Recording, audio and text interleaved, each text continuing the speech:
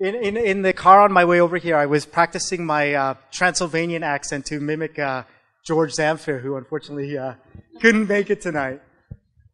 Are there more folks over there that want to join us? It sounds like it, right? Is there another party over there that I wasn't invited to? Cool, perfect.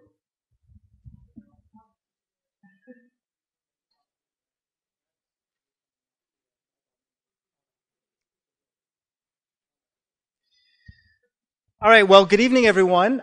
So I am not George Zamfir. For those of you who are here for the first time, my name is Jennison Asuncion, and I'm I am the co-leader of this Meetup group. I'd like to, first of all, welcome any new folks who are here for the first time. So welcome to you. And I haven't done it yet since I've spoken here, but I like to always do my kind of my flight attendant thing, which is ask everyone to put their devices on vibrate, because you don't want me to be calling you out if your phone rings during the session. So if you could just turn your phones either off or to a vibrate mode, that would be great. We are really fortunate today to have some special guests from Ottawa, and another guest who's joining us today for the first time as well. I'll get to that in a minute. Let me do a couple of housekeeping things. Let's see if I can read and hold this at the same time. All right, I don't know, it's all good. So, a couple of things. So next week, April, we have our social event. So we rotate. We rotate between doing formal sessions and less formal This was a real win for us because by happenstance, Laura was in town, and we just made this happen. So this was kind of like a surprise insert into April. But next week, we will be meeting at the Duke of Richmond, our usual spot for a beverage or two and some stuff, some food. We're going to do that then. And then May 9th, and this will all come up in the Meetup emails that you folks get. But May 9th is kind of a special date. That's our first year anniversary. And I'm so pleased to say that in our first year, we are the largest Meetup group on accessibility and inclusive design in the world. We have I think we're now at 230 members. So, yes. So that's great. So we're going to celebrate a couple of things on May 9th. So on May 9th, we are going to celebrate that. We are also going to be celebrating Global Accessibility Awareness Day. So that's an event that I co-founded last year, and we also launched this Meetup group at that event. So Global Accessibility Awareness Day is a day where we want people, not necessarily folks in this room per se, because you're all sold on accessibility. It's an opportunity for all of us to go out there and to talk to other people and get them thinking about, learning about, and discussing different aspects of digital accessibility and people with different disabilities. So this is an event that was actually started by a guy named Joe Devon, who's actually a former Canadian now living in Los Angeles. And I read a blog post of his by happenstance in November of 2011. And last year, we launched Global Accessibility Awareness Day with a bunch of different events from Mumbai to Sydney to Los Angeles and here in Toronto. And this year, it's going to be even bigger. So we're going to be celebrating Global Accessibility Awareness Day, the first anniversary of this Meetup group. We're going to be doing that at the Inclusive Design Research Center at 49 McCall. And again, everyone will get an email about all that. So they are going to be helping us mark that event. Then at the end of the month, we will still have our usual meetup on May the 29th. And for that event, we will be having someone coming in again. It's kind of like out-of-town guests, the theme. Kel Smith. And Kel Smith is an author and a technology thinker from Philadelphia. He also happens to be a buddy of mine who is putting out a book called Digital...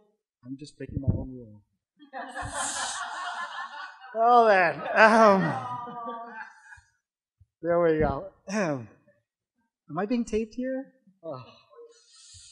Anyhow, so he's coming out with a book that's actually really targeted... I hear heels. No. Oh, there we go. Okay. So he's written a book called Digital Outcasts, Moving Technology Forward. Moving technology forward without leaving anyone behind. And what this is all about is the reality that technology, we all know this, right? Technology is continually changing. Who knows what we're going to be using next year, right? Who knows what devices will be emitting noises from my pocket next year? So his whole approach, he's all into design and such. I've seen an early proof of his manuscript, so I invite you all to come to that, and he'll actually have some books to give away as well. So that is May 29th, and then we'll meet again in June, and then like we did last year, we'll take the summer off and then reconvene in the fall. So that's just a little bit of the agenda for the next short while. One of the things that we are most happy about and grateful to is to have a space to have these meetings. And Devlin Digital has been amazing. Tessa and her group have been amazing. Just, when we were looking for space, Tessa was more than gracious in giving us space. She, have it here, and we took her up on it. But certainly, I think it behooves us to certainly have a couple of minutes to hear from Tessa, and I think she's here. So what I'd like to do is turn things over to Tessa. I'll come back after a few words from Tessa, and we will get things going. Strangely enough, I don't need a micro. Am I broadcasting to the world? In which case, I'm exceptionally happy to have a microphone. After a few numbers, I'll get to the fire exits. Now, in fact, I'm only here to tell you there's a fire exit. Robert, you're next to the fire exit. That makes you the fire marshal. Another fire exit here in the way that you came in. The bathrooms are through the corridor. There's an exit sign and a swinger's basket full of keys. Keys get you into the loo around the corner. And that is my housekeeping. Back to you. Singing later. Sweet. I'm holding you to that. So, Richard, I'm going to turn things over to Richard in a minute to do the formal introductions, but I just wanted to thank Laura for coming in from Ottawa and for taking the time out, because I know you're here doing some other stuff, but you're here tonight to join us, our meetup group, to talk about the Web Experience Toolkit, or WET as it's known. And Laura leads web usability in the Web Standards Office at the Treasury Board Secretary. Did I get that right? Woo. And this is even the wrong card. And Nick, so I like Nick's description that they put that we put up there on the website. So by day, enterprise developer and civil servant, and by night, overcommitted open source evangelist? Overcommitter. There you go. And day and night nerd. Is that true? That's what's on there too. So, not to take anything from the formal intro that Richard will give, I'd like to turn things over to Richard and wish everyone to have a good time. I know that this is meant to be an interactive session. So, Richard, I could turn things over to you. Thank you very much, Jennison, for my intro to the intro.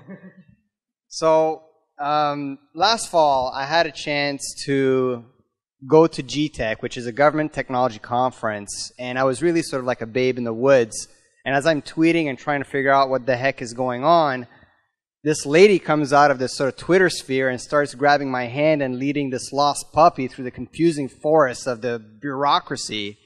And that lady was Laura Wesley. So ever since that moment, I've been very grateful for what she's done. I'm certainly grateful that she's doing this again, sort of leading people, at least me, through the Web Experience Toolkit. And along those lines, I guess 5 weeks ago? Yeah, so it was like a GovTool Toronto, and I got a chance to meet Nick. And Nick, we got to talking, and we found out that we knew the same person, which was Laura Wesley. And the reason why is because both Nick and Laura both work on the Web Experience Toolkit, which I got to learn quite a bit from on that day and deals a lot with accessibility. At that point, I said, I got to get you in contact with George. which we did. Got in contact with George. George got in contact with Jennison. We made all this thing happen because, and this is where things are going to get a little bit more, scripted, because I want to make sure I say it correctly. First of all, the Web Experience Toolkit is on GitHub. I remember I say this a few times to a few people. It's like, the Canadian government's got a GitHub account, right? Exactly. So the Web Experience Toolkit is on GitHub. It's free of use, and from my understanding, it is WCAG 2.0 compliant, and essentially helps people sort of develop great, sort of websites. And the official language, I think that was written was, it's a toolkit that is open source web framework for building and maintaining websites that are accessible, usable, and interoperable. It adheres to WCAG 2.0 regulation and is free of use by anyone. So without further ado, I pass along the mic to Laura and to Nick. Thank you so much for the wonderful introduction. And thanks to Devlin and to Accessibility Toronto Meetup and to HTML5 Toronto. They are doing the live cast. So we are on the internet right now. And that's what you're seeing behind me here. So it's really my pleasure to be here, and yours as well, I assume. Thanks for having us. This is actually my first time, well, my second time meeting Nick in person. So this was really impromptu meetup, and thank you so much for committing to coming on kind of a little bit short notice. Not too bad, but, well, for you it was short notice because we just signed up yesterday. But yeah, so I'm going to talk a little bit about the background and why the Canadian government is on GitHub and why we're running an open source project, because it probably sounds a little bit weird, especially here in Toronto. In Ottawa, well, no, it probably sounds even stranger in Ottawa. And then Nick's going to give you a demo of the toolkit, and he's going to take us on a little tour of the working examples and our space on GitHub.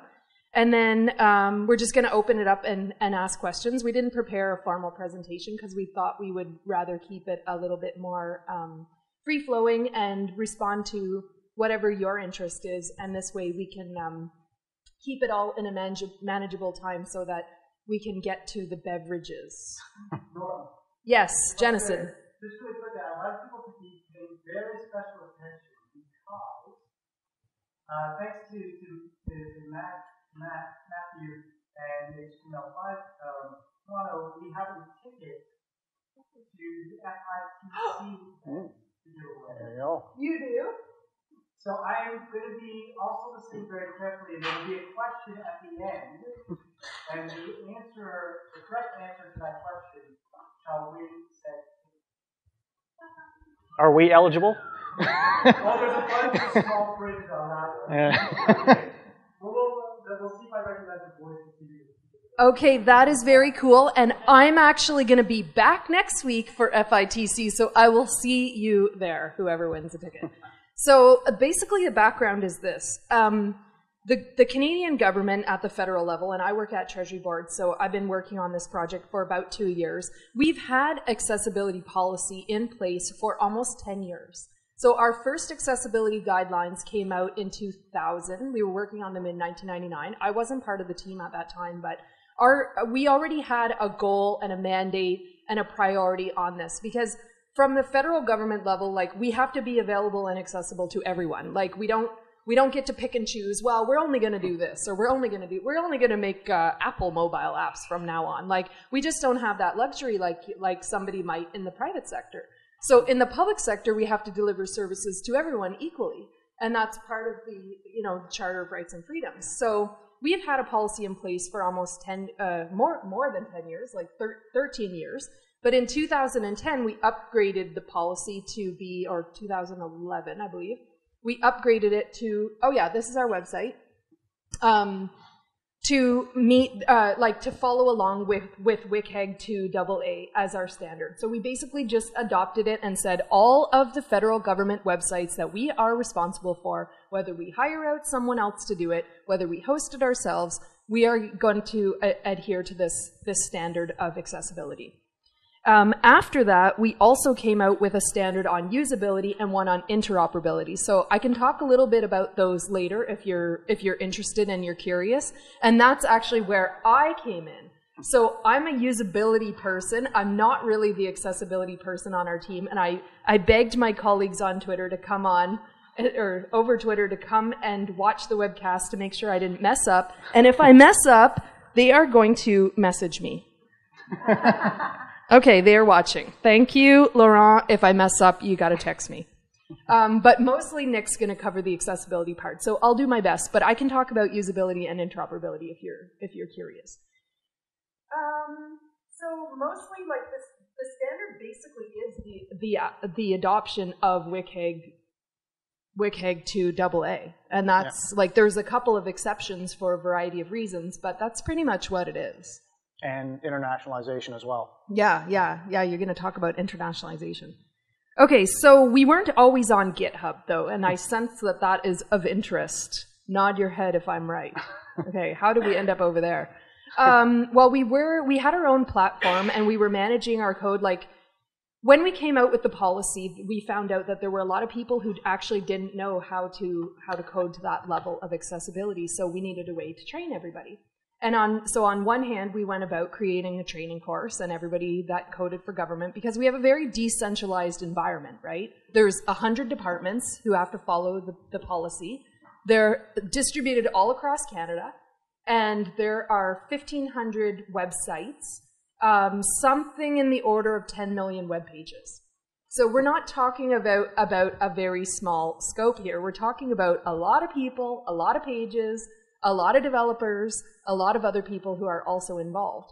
And one of the things we did was the training session. But then some of my more technical colleagues started creating tools and templates.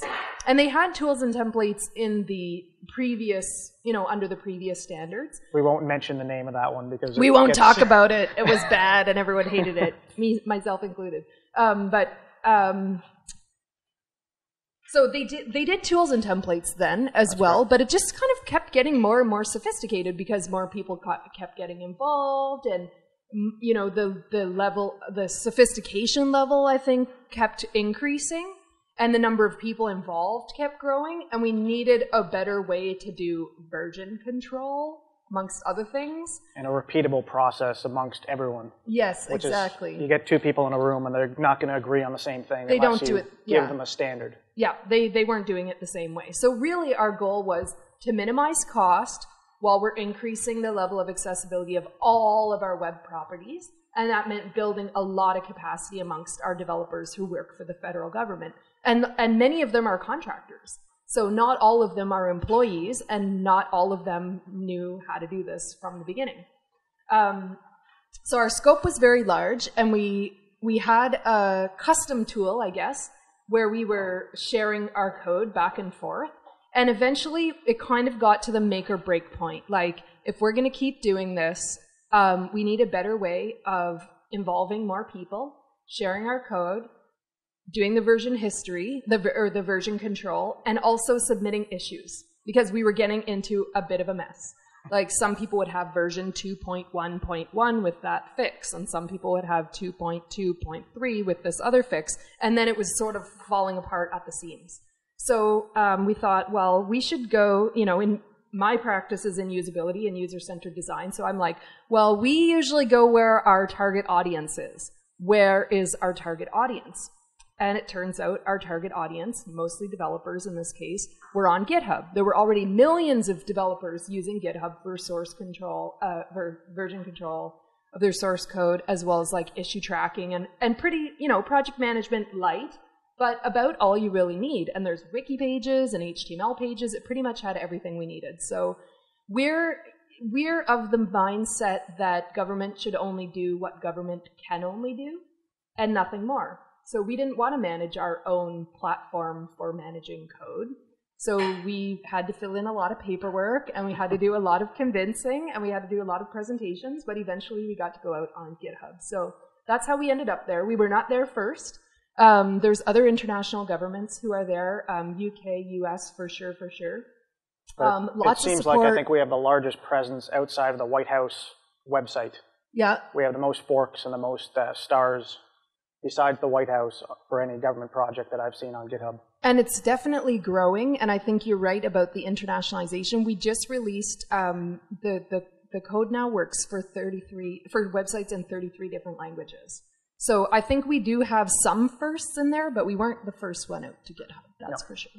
So I'm going to stop my part there and ask you if you have any questions kind of about the process and oh no, I have a couple more things before we get into that, but then I'm going to open it up for questions. Common questions that people often ask me are, what's the uptake on this thing? So this is not a mandatory tool. We don't force people to use it. We do, the policy is mandatory, so you have to meet the WCAG 2 AA standard, but you don't have to use the toolkit. Despite that, we already have 40% of government websites that are using it, which equals around 4 million pages currently. And we are seeing new, like I had 2 tweets yesterday from 2 new federal level developers who were implementing it on their websites. Okay, thank you. And we have a lot of uptake amongst the cities, the municipalities as well, and we have a lot of uptake in the Drupal community. So a lot of Drupal developers, that we have variants that work on different content management systems and different programming languages, and we're getting a lot of support from Drupal. And actually, I was at Drupal camp in Ottawa a few weeks ago, or maybe 2 months ago or so, and I could not believe how excited everybody there was that the government was developing an open source, fully accessible framework for developing websites. So I will leave it at that, and you have a question. Well, my question was, since it's not mandatory, what drove the uptake? I'm sure, you know, the product is great, but also, did you do much promotion? Or? That's a very good question. So what drove the uptake if it's not mandatory? Honestly, I think it's easier. I think it's easier to use, and that's why we even started working on templates. Like, this is version 3, and we already have version 4 planned for the fall.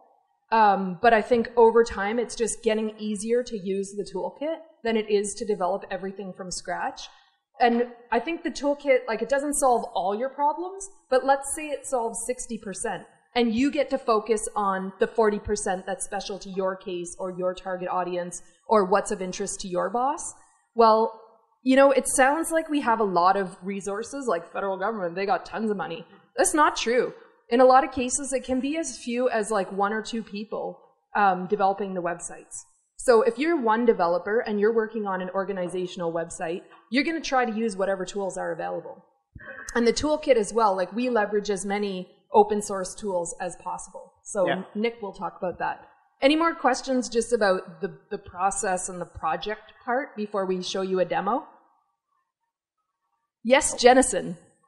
One of the challenges that sometimes happens with accessible toolkits is that, you know, the component parts are accessible out of the box. But then as soon as someone says, maybe we can tweak this a little bit, sometimes the accessibility is like,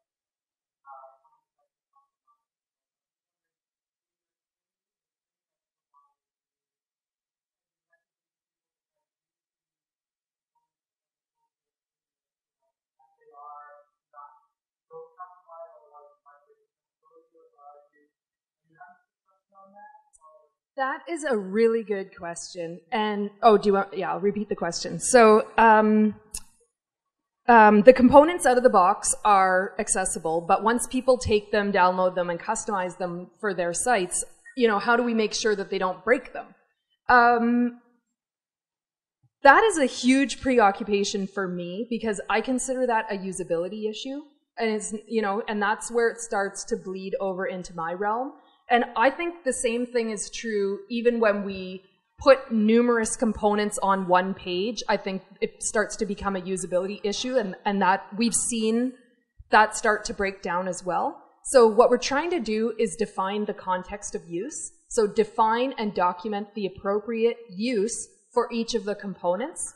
And we're also trying to get better at documenting what about it is accessible and what about it makes it usable, so that people don't break it, because we want people to be creative and we want to encourage like new uses, but we also want to follow web conventions and make sure that there's a certain level of consistency between one and the other, like one page and another. So whether you're using assistive technology or you're using your mobile device or you're just going on your desktop computer, when you learn something on one government web page, you should be able to go to another government web page and it's kind of familiar to you. That's the whole point of having standards, like of standardizing the web design. Otherwise, you know, let people unleash everybody and let them be creative and may the best player win kind of thing. But we're trying to get at like a certain level of standardization. So I would say we are doing an okay job at it, but we need to get better, and it's a documentation and training issue. One other thing that I'm really excited about for this coming year is starting to do usability testing, and I was speaking with you earlier about this, starting to do usability testing with people who use assistive technology. So we can have more data points and more qualitative data about, you know, what components work well together on a page. Like once you start adding all kinds of stuff on there, does it still work on mobile? Does it still work with a screen reader? Does it still work in this case? Does it still work in this other case? And that's an area where I think we still need to expand. Well, that's great. That whole in context is so important. People will just throw a bunch of components together. They think they're all accessible, but like you said, in terms of usability issues, we have too many of those components together. Mm-hmm. Yeah, so, it's true. And we're also really lucky, and then I'll hand it over to you, Nick. Sorry, I'm hogging the conversation. I'm hogging the mic. He has his own mic. It's true that when you start to use various components together, then the accessibility of the page can break down. We're really lucky to have a number of accessibility experts who work in the government and some of whom have a lab. We have a working group, so I didn't talk really about our structure and who's contributing, but we have a number of working groups, and one of them is an access working group.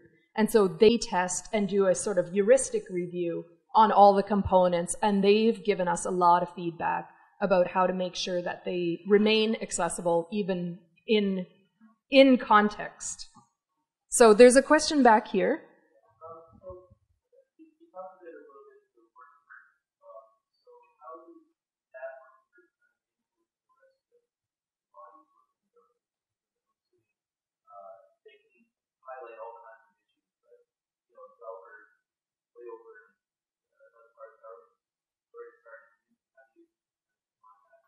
Yeah. Well, we try to be as open and transparent as possible, and I think that's one of the benefits of moving out to GitHub is that issues get tracked in a very transparent way, like it's on the internet. We also have a formal governance structure that's made up of people who represent their department, and they're meant to sort of come together. We have meetings in person every quarter, and then they're meant to be communicating back within their own departments. So there is a hierarchical sort of structure and governance structure around decision making, but there's also this networked view, and we try to be available to people. So we have an organizational inbox, we have the issues tracking, and if people ask us the same question, we're able to say, actually, that have you already read? Yeah. Have you already read that issue? It's number whatever on GitHub. We can quickly redirect them to our public discussions. So the idea of that is we're not emailing each other back and forth and making decisions kind of in private that affect the community as a whole. And not all our developers are actually government employees. We have quite a few people from the private sector that have contributed to this because they see the value in it, even if they're not, their clients aren't even government employees or government agencies. And I don't think that it never happens that people try stuff that we already tried and didn't work out. Like I think there is, like, the communication on a project like this is uneven. It's like the knowledge that this is even happening is unevenly distributed. You have people like Nick who live in Toronto, like most of our, you know, we live in Ottawa and most of what we do is in Ottawa, and just by nature of being distributed across the country, it's difficult to communicate to everyone. But he's interested. So he knows more than like the person sitting 3 desks down from me. So it's very difficult to communicate to everyone in the, you know, and make sure that everyone has the same level of understanding. But what our principle is, make it discoverable. So if we can put it on, we have an internal wiki. If you can put it on the internal wiki, or if you can put it on GitHub, or if you can post it as an issue, that's way better than doing it in email. You have a follow-up?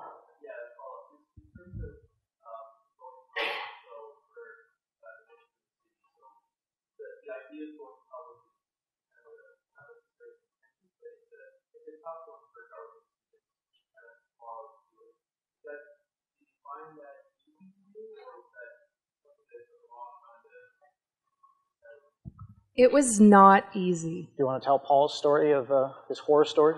The day that he told everyone it was public and he didn't mean to? I feel Or bad. Having to sit in a room full of lawyers to get everything signed off on. But once we had that hurdle was kind of jumped, then once you're out there, you're out there.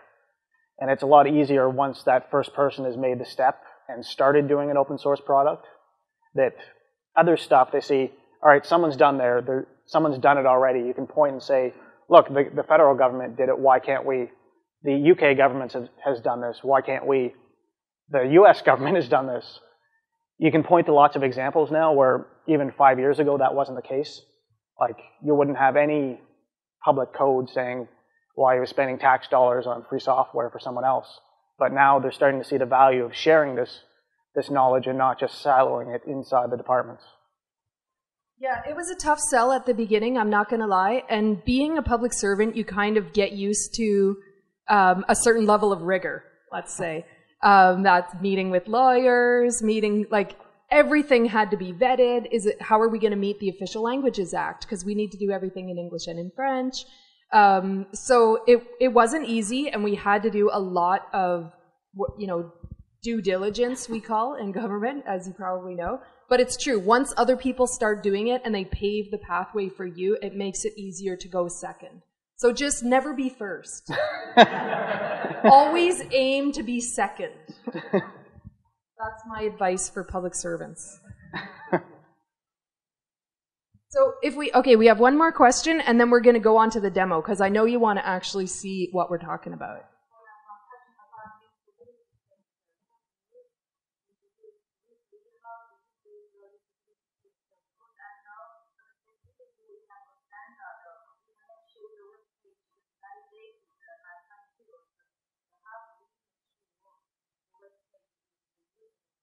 Yeah, so the question is, how do we make sure that the web page is usable?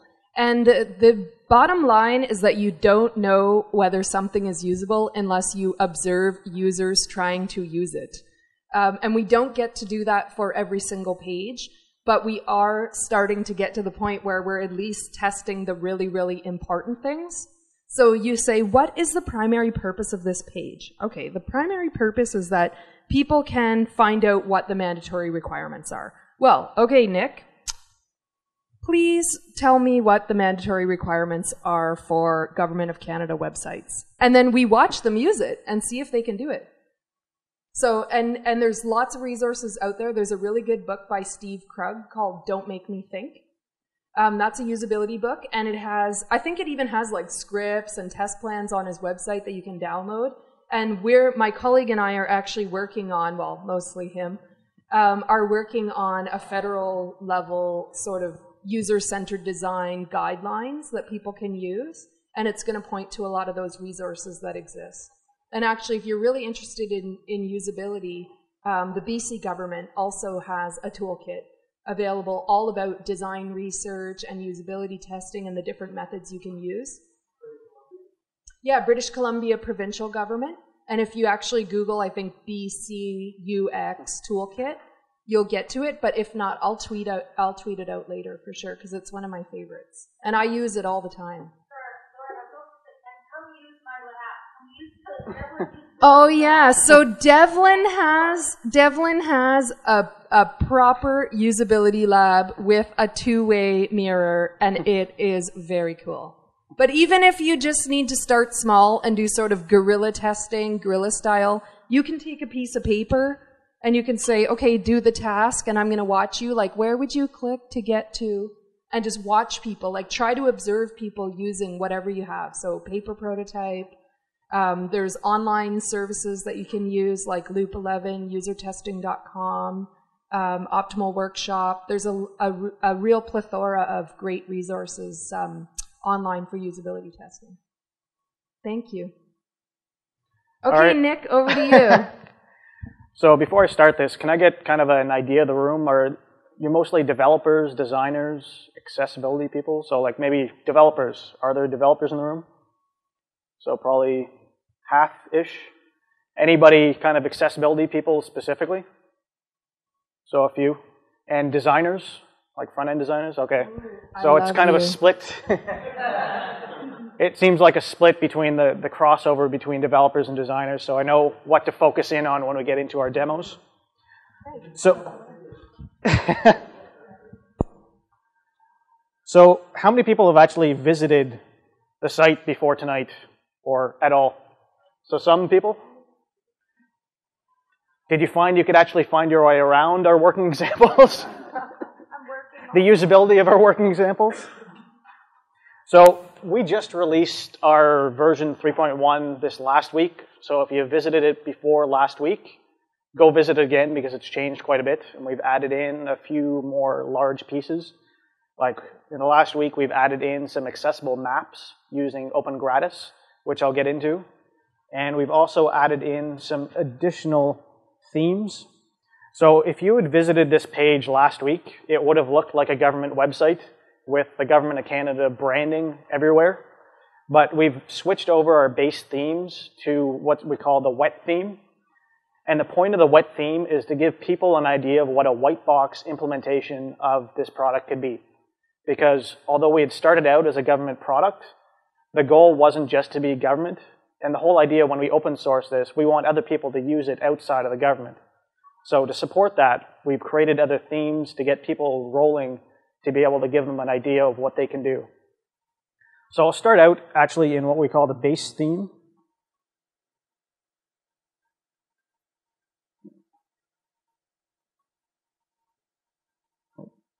Oops. Sorry, I'm a PC.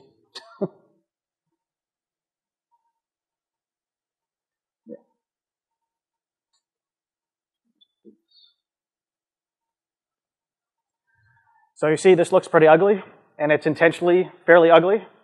But what this base theme does is it shows you what items in the toolkit around the CSS and the markup. Sorry, if you can, that's not necessarily clear. So the idea of this is you can see what the IDs are that we use to structure a page. So you can get the idea of the CSS, and actually on the web page, there is a folder full of Sass.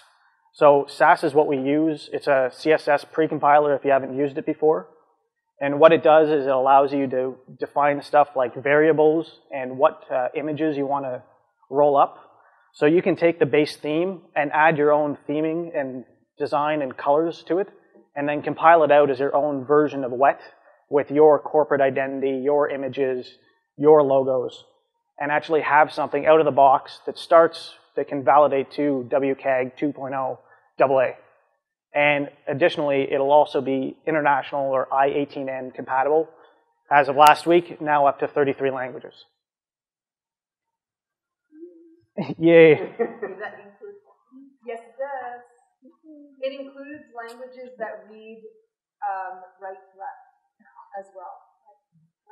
I don't know about up and down, but I think so. I think so. Oh, we go back actually. Because one of the web properties that we support is the Embassy of Canada abroad. Yeah. So we have content in actually more than 33 languages. So if you actually see here, we have, all right, you're asking about Chinese. Oh, we don't have no Japanese. Japanese? Sorry. Oh, I'm wrong. I think it may be on there. That's not a whole list of 33. It might be to the side because I'm... Oh, yeah. Yeah, sorry. There we go. Okay, go to Japanese. So, and, oh, the base theme. Oh. We just reorged our whole working examples, 2 days before we were coming to do this presentation because we didn't want to be easy on ourselves. Oh, there it is. And then we gave him a totally different operating system that he's not used to. So, you see, everything is in Japanese. If we're misspelling stuff, we're working on the translations. Because we really wanted to get everything out the door, we did have to rely a little bit on machine translations for the gaps. Parts of it are official translators that we go through, and we're looking to get higher quality translations as we go through. If you see something that looks bad, please tell us on our GitHub issues, file an issue, and we'll fix it. So the approach to this we've done is all our plugins use a standard library that gets compiled out to a single language's JavaScript file. So it's actually done as replacements on the client side. So to add in a new language, we just actually add a column to a CSV file and then recompile the program, and you now have a new language that you can now support. So if you want to support LeetSpeak, add a column, put in your translations, and compile it out again. Just while we're in the internationalization, I'll go back and show also what a right-to-left language looks like, which...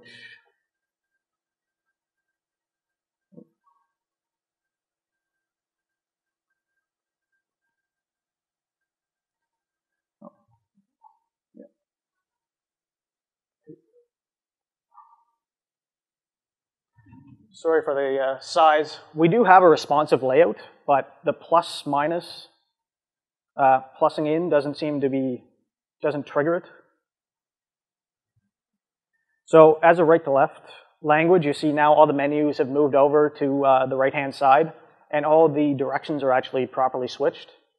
The content on here is just really generic. We actually had a discussion about whether or not we could use a lipsoism, but it was actually found through usability testing that it was actually a very poor chunk of text to use, because people with screen readers will get very easily lost in it because there's no contextual information around it. We've been having some really good debates as to whether or not we're going to put the documentation in the working examples. There's an issue filed about that, if you want to weigh in.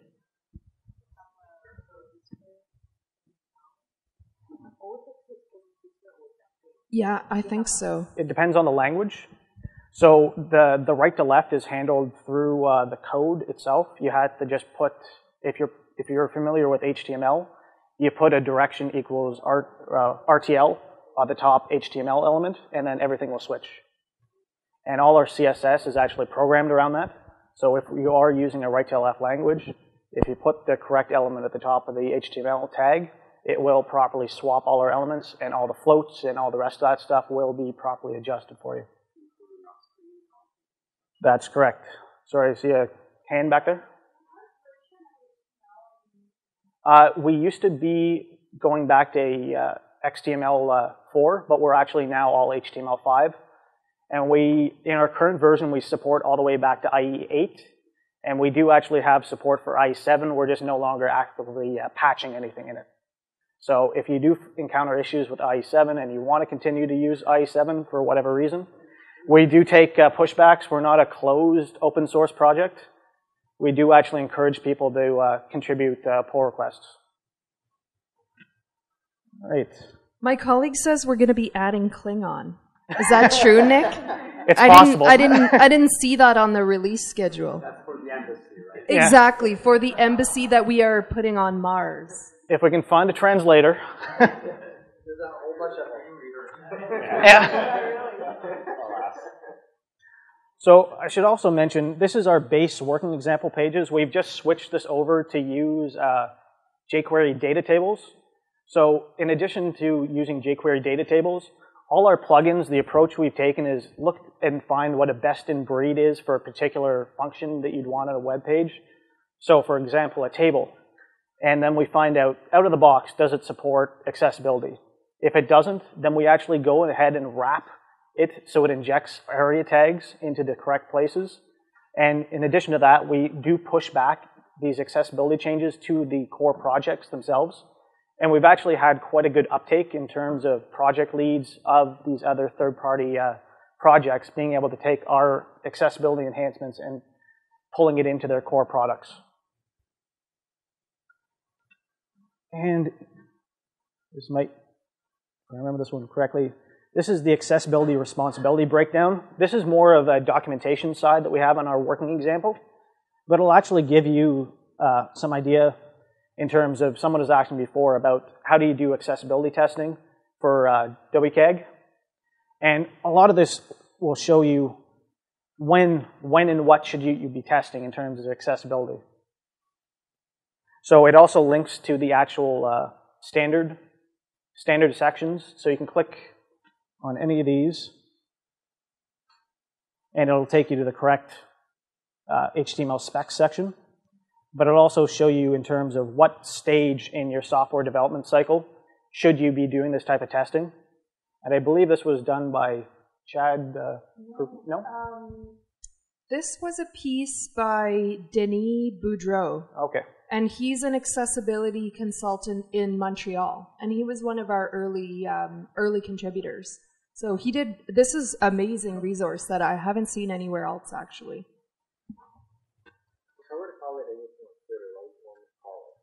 The hashtag for the toolkit is WXT. So it's called the Accessibility Responsibility Breakdown. It doesn't have its own hashtag. No.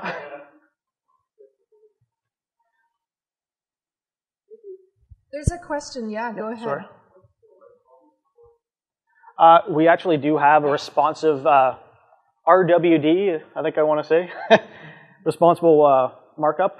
So we do support 3 different viewports right now. One is a mobile, and that one is, I believe, around your iPhone or below size. And we do that through jQuery Mobile for the most part. And that's, again, doing the same approach that we have to accessibility. If the jQuery Mobile won't do the accessibility parts, we inject back in the accessible parts. So if you're a designer and you don't know what ARIA is, you can use our components and not have to worry about putting the correct tags on everything. It'll inject the correct ones where it's needed. So if you put on an alt tag, it'll put on the correct describe by for something like our letterbox or our lightbox system. In version 4, we're adding touchscreen support. So we have a little bit right now, but version 4, we're really focusing on the mobile support. So like Nick said, we do have a responsive layout. It's sort of a hybrid. I don't think it's not fully adaptive yet, but in version 4 it will be. So you see, if you reduce the viewport, it actually flips over into something that's a mobile. Sorry, let's see if I can plus in here. Into a mobile type view, where then it's more touch oriented. And again, these are all jQuery mobile components for the most part. But at the same time, if you're using a screen reader, this will properly read out the hierarchical layout of the menus as well. I don't know how many or what the main screen reader is for mobile, but I believe it is tested with VoiceOver. That's right.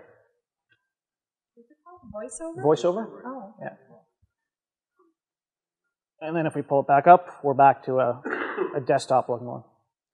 And that is one of the big goals for version 4.0 is mobile first. Right now we're doing desktop first with mobile enhancement. And then version 3.1 brought every page now uses jQuery mobile and then does the enhancements for a desktop afterwards. But it's not a true mobile first yet. Yep.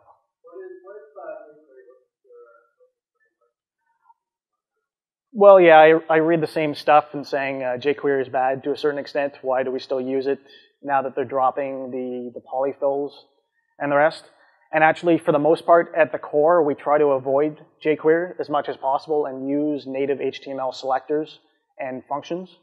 But there are some things where it's just too difficult, or because we're still supporting back to IE8, we do need to use jQuery to not have thousands of lines of hacks to get around the individual issues. But yeah, we do like the light approach, and because we are targeting mobile first, size is an issue.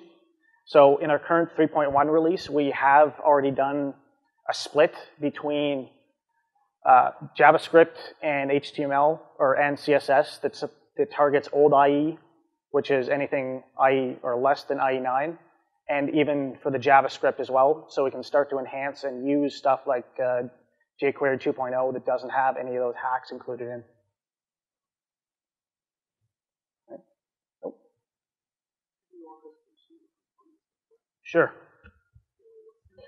So the question was whether or not we could walk through some of the components. So I'm going to take the table and I'm going to click on category to sort it, because this is using the basic data table plugin. So before we've actually got into any of the examples, we're using an example. So we have, there's I think 46 items on this page. We won't go through everything, but maybe I can go through the list, and if there's one that interests you, you can just kind of shout out. So, archiving content, that is more specific to a government need that we had, but maybe you have the need that you have pages on your website that you want users to know that they shouldn't be relying on anymore because either the information is outdated or it's being replaced by something else. This adds a CSS banner. I want to see charts and graphs. All right, charts and graphs. This one is just new to 3. No, it got rewritten in 3.1. And we'll go for complex. I spend a lot of time on the working example. So where I live. So this is, I believe, backed by Flot, which is a JavaScript charting library.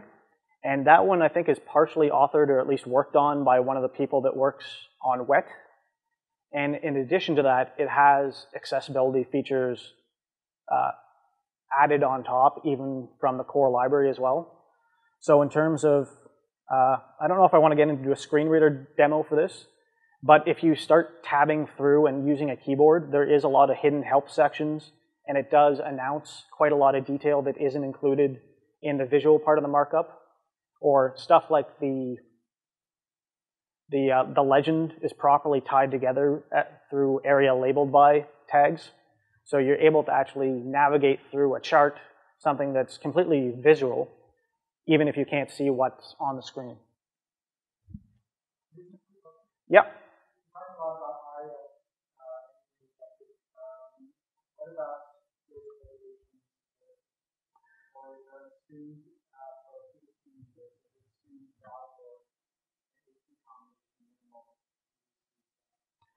So parts of our framework do rely heavily on JavaScript.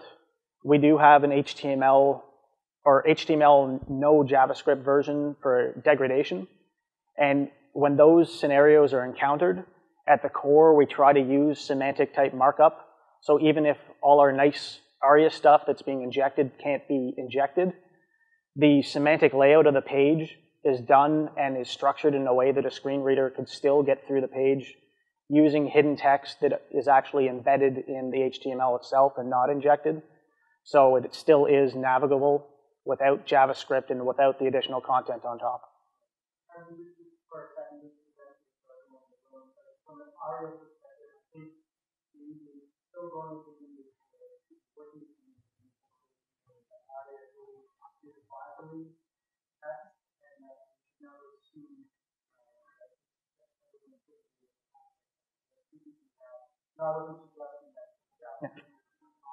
Yeah.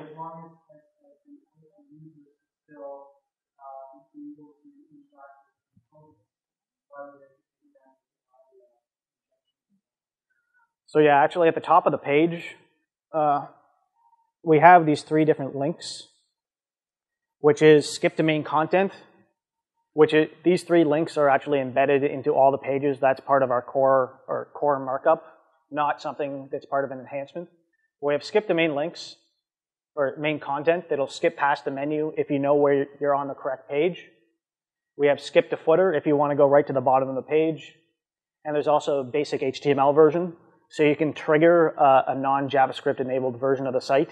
So if your screen reader is having an issue with our JavaScript or something else in the site, you can load up a non-enhanced version and just use a basic HTML5 site.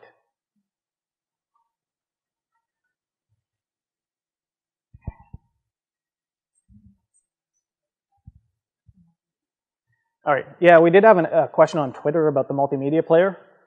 And so our approach for that is not to get into a religious war of Flash versus HTML5, but if your device, browser, whatever understands HTML5, we serve you HTML5. But if you are using an older browser or don't have the option, we do also have a Flash fallback that is a custom implementation. And I just hit play there. All this stuff is available through screen readers. We have closed captioning is built in. And we'll just mute that guy. But we do have the screen reader pop up. We have standards and formats that we require for the transcripts.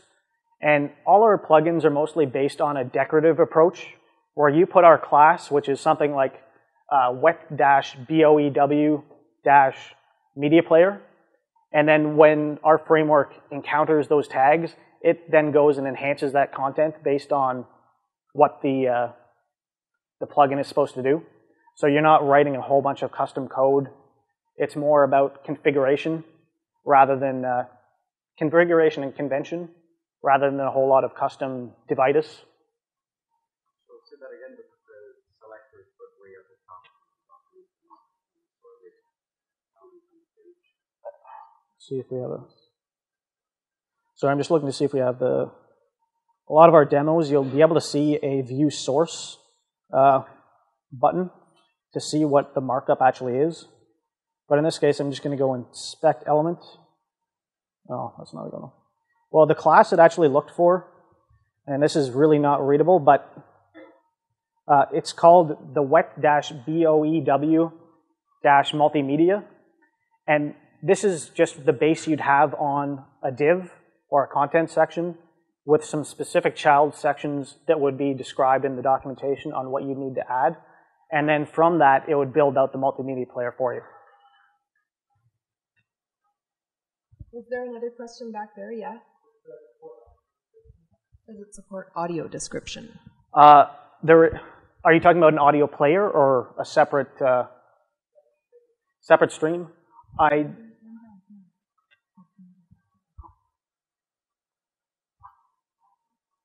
So this is an audio only, but are you talking about switching between streams? Oh, for descriptive video. I'm not entirely sure. I want to say yes, but I'm not going to guarantee that one. Maybe Laurent, if he's watching, he can message Laura. Laurent, tell us about your multimedia player. He's watching. Any other questions about multimedia player? Yeah.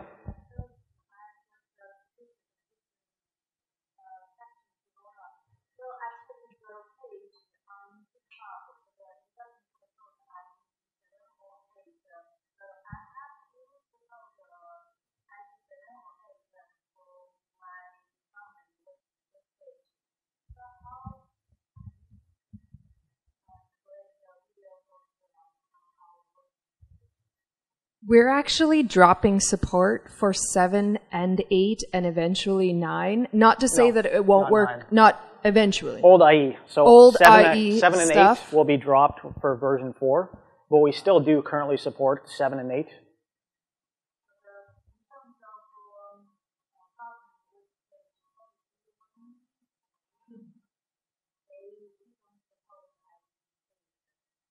Yeah.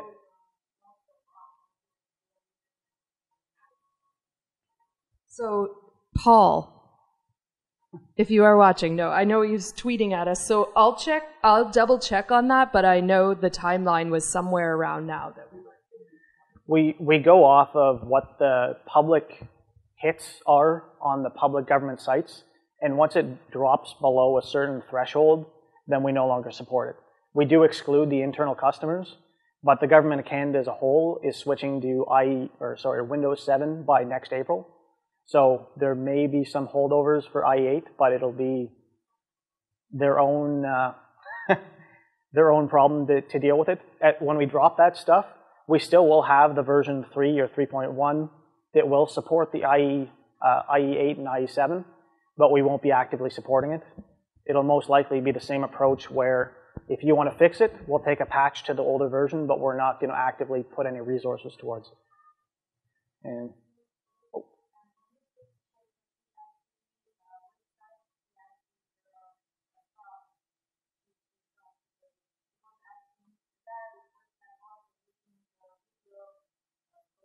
yeah.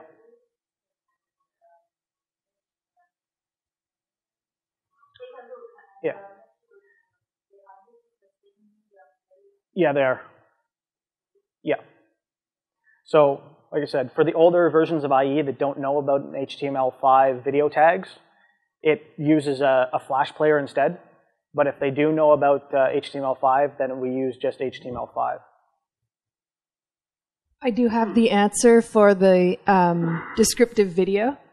Laurent, who is the project lead for the multimedia player, says not yet, but he's looking for audio description file to implement. And I will double check on the IE7 and IE8 because I know we're just updating our guidance document as well, and we're trying to base it around, like you say, the usage and what is common usage, because we can't continue to support like really, really old browsers and still dedicate any resources at all to use it, to making sure that we can use mobile devices and tablets. So I think there's some kind of baseline that we're moving towards. Any other questions? Fall-ish. We're still in the planning stages on it, so I guess it depends on what the feature set ends up being. But it looks like it may be another larger chunk of rewrites and more mobile-first approach with a backwards compatible section. We also have, so the question was around the timeline for version fall, and version 4, and we're looking at fall. Sorry, it's been a long day. But there is a roadmap as well on our wiki pages, and we constantly update that with the release notes from the previous versions, and also once we do have some idea about what's coming, we usually update the wiki with our plans so that people can find out.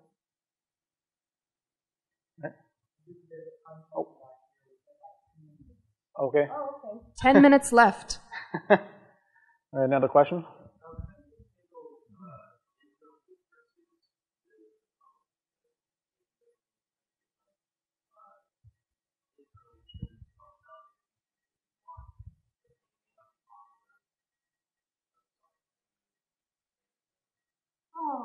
So the question is, how do we manage features that we want internally and features that other people might want? You mean like things that are sort of popular with citizens or people that would use the site versus what we need for our own purposes? It kind of follows the resources. So at the very beginning, we made this massive list and we did this big prioritization exercise about all the features that we were going to create. And then we said, okay, so who's going to work on these things? And then the prioritized list kind of got divvied up into like who was available and who had the knowledge to do what. So it's less structured than probably even we would like it to be. But it's basically a match of the resources, who has time and the knowledge to do it, and the interest and the need within their organization. And when all of those things line up, something gets built. But that's the nice thing about being on GitHub, actually, is that this is licensed under an MIT license, so it's available for commercial purposes as well. So we have lots of people who, work on contract with the government, who use and develop within the toolkit and then contribute back, and also sell their services. So similar to, say, a Drupal model or someone developing with Drupal, they might come in and set up a whole content management system for you, and they charge mostly for their services, but the code is contributed back into a common repository. Yes, Jennison.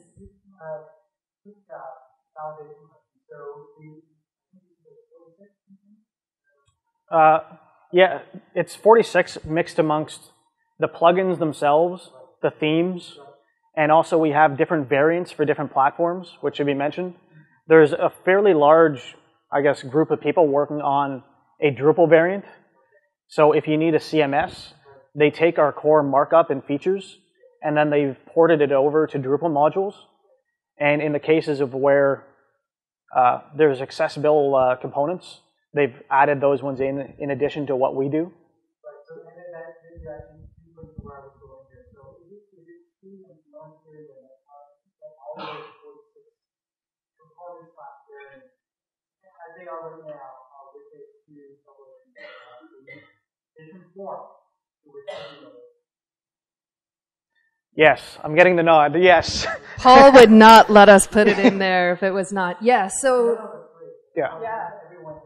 Yeah.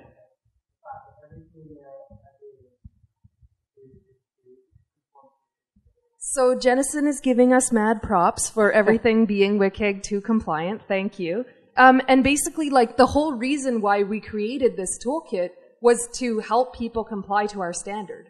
So everything in the toolkit has to comply. That's our baseline. And we've slowly been adding sort of the usability side of things to it as we go. And I actually think we have less capacity on the usability front than we do on the accessibility front. And maybe I'll just talk for a few minutes about the interoperability side, because I know, Richard, you were asking me, like, every time he writes me an email, he's like, what about this interoperability thing? What is that all about? So we also, besides accessibility and usability, we also have a policy around interoperability. And this was about our systems talking to each other and our machines talking to each other. And the scope of this is only about web. So it's not about, like, your HR system talking to my HR system. Good luck with that. This is really about my web content talking to your web content. And we just have 4 requirements for that. And those requirements are sort of to set the standard for the type of technology that we're all going to use. And those are UTF-8, HTML5. ISO language specs. That's the UTF-8. RDFA. RDFA for our HTML data syntax, and schema.org for our vocabulary. So those are the standards that we've adopted. I feel like I'm forgetting one. Maybe. Probably. It's been known to happen. But anyway, so those are like additional sort of technical requirements that we're coming out with, and we're starting to define now the pages and the content types that warrant HTML data, and then we're extending the schema.org markup for certain things like our transparency data.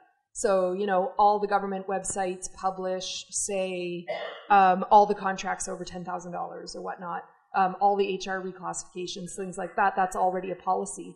But you could go on one on your website, go on my website, and they don't look the same. You don't read them the same way. They're not structured the same way. The code is not the same. So they're actually not, there's no way to search on them and create an API or anything like that because they're all different. So we're identifying content types right now, and that's another one of our big pushes for this coming year, is to focus in on our interoperability requirements as well.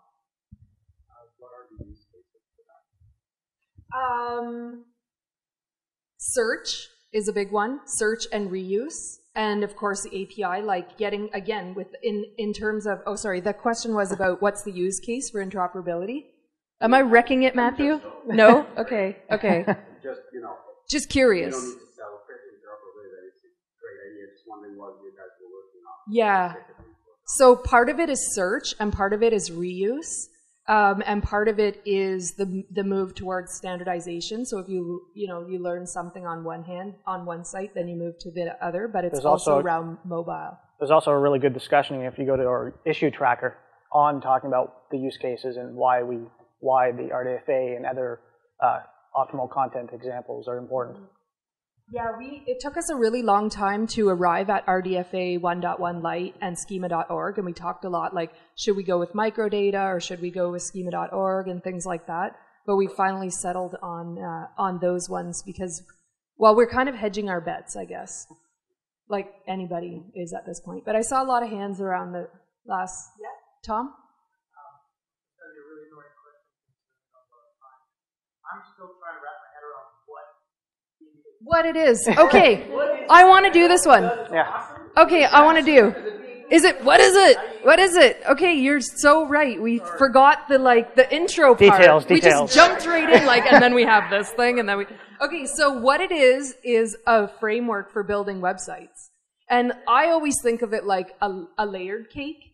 So you got the piece that goes on the server, and then the piece that works with your content management system or your programming language, and then the piece that's sort of client side that defines your UI. And this is from a very non-technical person. Yeah. So does that work? But it's a code library. So the core is the CSS, the JavaScript, and the implied structure of the HTML, or the semantic nature of the HTML. And then the variants are kind of the different implementations. So I don't know if that helped anymore, but yeah. Yeah. Yeah.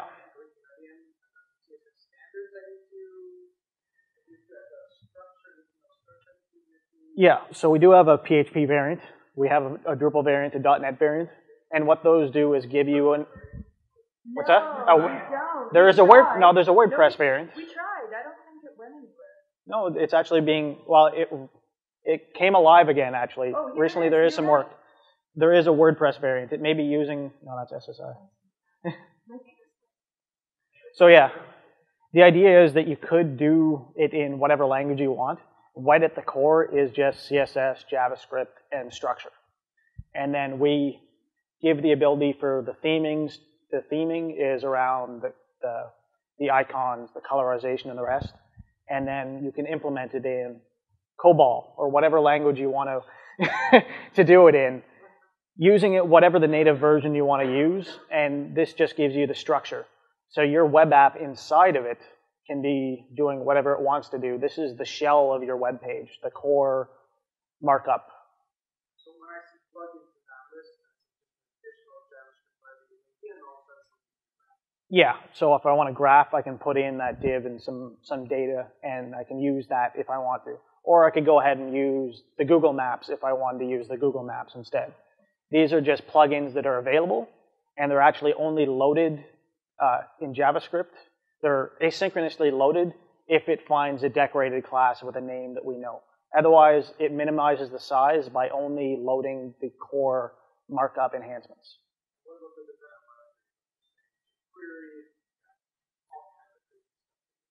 So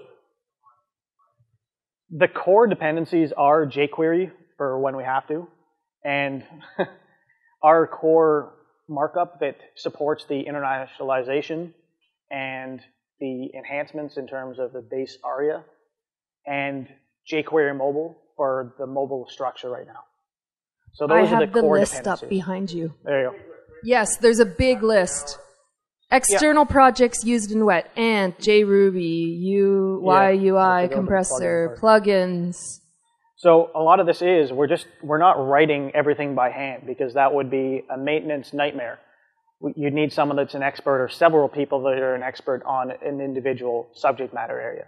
So instead we find out what's popular, what has at least basic support for accessibility, or an API that we can then wrap and make it accessible. And then we go ahead and we enhance their content, push it back when we can. If not, if they take the pushbacks, then we can remove our enhancements and rely on the native versions. We also have pretty good documentation around how to actually implement and use it, because 90% of the people who are involved in this project are users. Like they download it and they use it on their own website, and they don't necessarily contribute back code. I think that's a pretty normal sort of distribution curve. But we have a really good, if you go to our wiki pages on GitHub, then you'll see like what is the web experience toolkit, that it's accessible, usable, interoperable, mobile, multilingual, all the things we talked about. And then there's documentation as well, and that's what I was getting at with you, Jennison, is the context of use.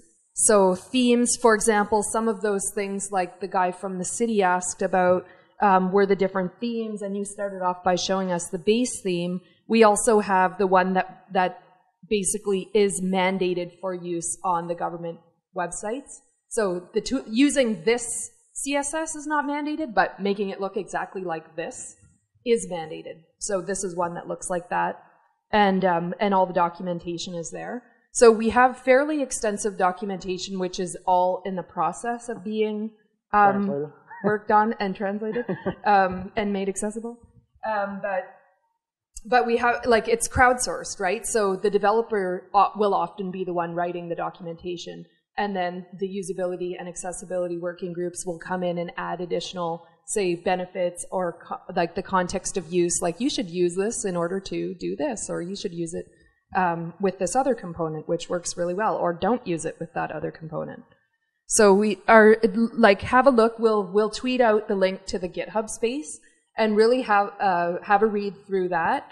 and also have a look at our issues, because that's where I think that's where our narrative is. Yeah, we've been on there, I think, under a year, and we already have 2,000 issues if you include all the pull requests. So there's quite a lot, but at least I've gotten back and tagged most of that stuff. So you can use the label system in GitHub to actually find individual subject matter area if you're looking for, is there an outstanding issue or was this solved in the past, if you can't rely on the GitHub search. So I also have a couple of answers from my colleagues who are making sure that I don't mess up. So support, we drop support for browser usage once it goes below 5%. And then I think we do the previous major version of that browser. Laurent, the one who does the multimedia player, says, please help if you want to provide examples of audio descriptions. And the interoperability requirement that I forgot was Atom. So we don't use RSS as our standard for syndication. We use Atom. And otherwise, I think that's it. I think we're also out of time. Yeah, we're getting the hook. Jensen? Here you go.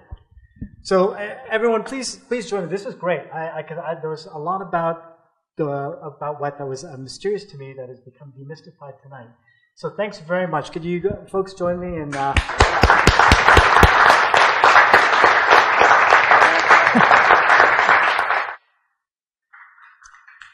Trivia question time. This is going to be crazy.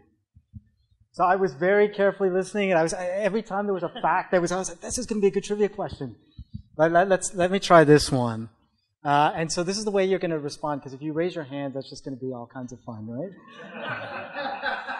So you're going to have to yell out, the first one to yell out your name and the answer. This is the way it's going to work. And I've only had one beer, so this should be fine. How many languages? I didn't hear a name. I didn't hear a name for someone quickly. Name plus the answer. What's your name? Ivan. You're the winner. Sorry. Oh, I'm sorry. Did you say your name? Did you? Oh, there's controversy. Where's that accounting firm that's here always? Deloitte and Touche. Wait, no. Who's the person who said the name, their name, and the number? No. But the rule was name for my benefit. So was it Ivan then? We're going with truth. All right, thank you. 33. So let's for just a quick reminder for those of you who came in late that we are having next week our usual more social networky thing that's at the Duke of Richmond at 5 o'clock, starting at 5 o'clock next Wednesday.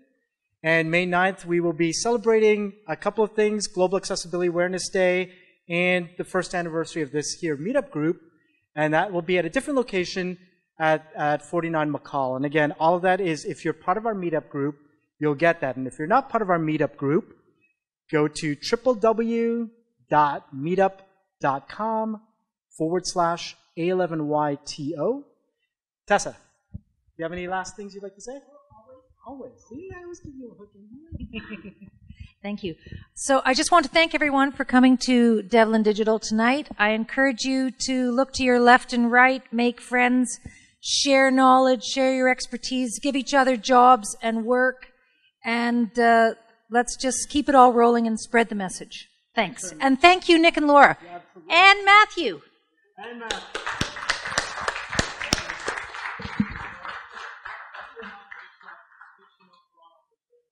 Yeah. Thanks, HTML Toronto, for streaming us, for sure. Thanks, everyone. Have a great night.